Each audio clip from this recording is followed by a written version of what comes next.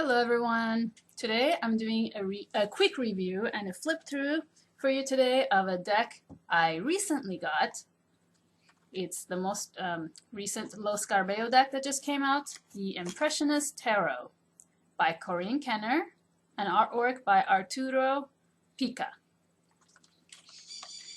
So, usually I'm actually quite wary when I buy any Los Carbeo decks because I've had some disappointments in the past. But this deck is gorgeous, especially if you're someone who likes post-impressionist or impressionist artwork, or just artwork in general. If you appreciate art, you're gonna love this deck. I'm gonna speak a little bit about how the deck is organized, and then we're gonna I'm gonna stop talking, and then I'm gonna show you all the cards individually, just like do a flip through, and you can just relax and enjoy that. But I want to talk about how the deck is organized because the little white book doesn't actually tell you much information about that. So it comes in one of these typical Los Carbeo little white books that usually have different languages, and there's about 20 pages dedicated to English only. And you've got here just really general 3 to 5 sentences on each card, and just one spread here. It's called a gallery spread.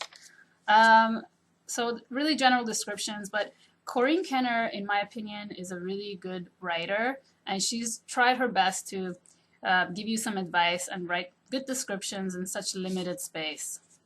But I'm probably not really going to look at that and use it. In that book, there's nothing about why the artwork that they chose is categorized and organized in this way, and it doesn't tell you which artist is appropriated in each card. So the back says that there are these artists. I'm going to read you. There's only a list of artists that the Arturo Picca, who's an amazing artist, by the way, has appropriated the style of each individual artist. And they are Edouard Manet, Claude Monet, Pierre-Auguste Renoir, Edouard Degas, Vincent van Gogh, and Paul Gauguin. So just, you know, the most famous ones. Now, the way that the deck is organized, so first I want to show you the back of the cards. Very gorgeous. This is an actual scan of a back of a painting. And so if you could see it, there's the canvas material, there's the hinges and the wooden stretcher bars, and then that little thing you hang a painting from. And then on the front, you've got this beautiful deluxe frame, that golden gilded frame that they use in galleries to display artwork. And so I don't know if you want to trim the edges because they're really beautiful. And the individual cards have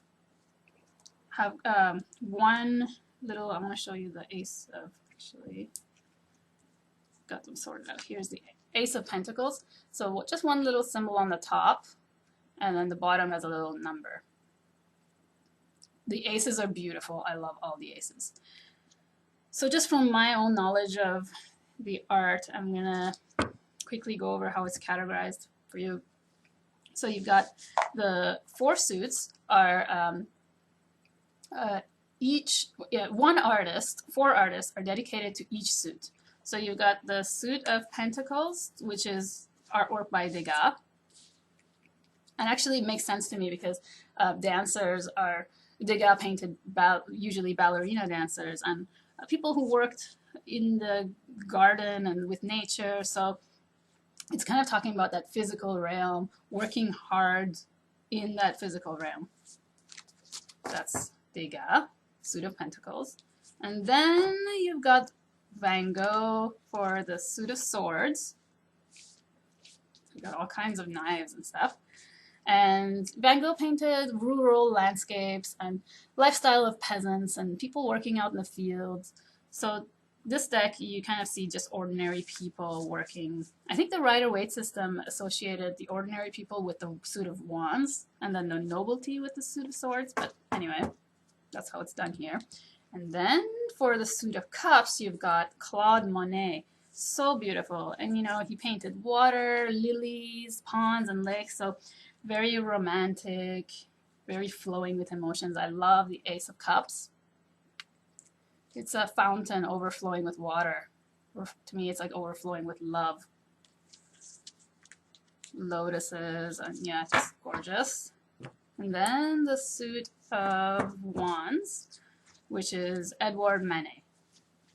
And Edouard Manet painted modern life, a lot of times in the city of Paris.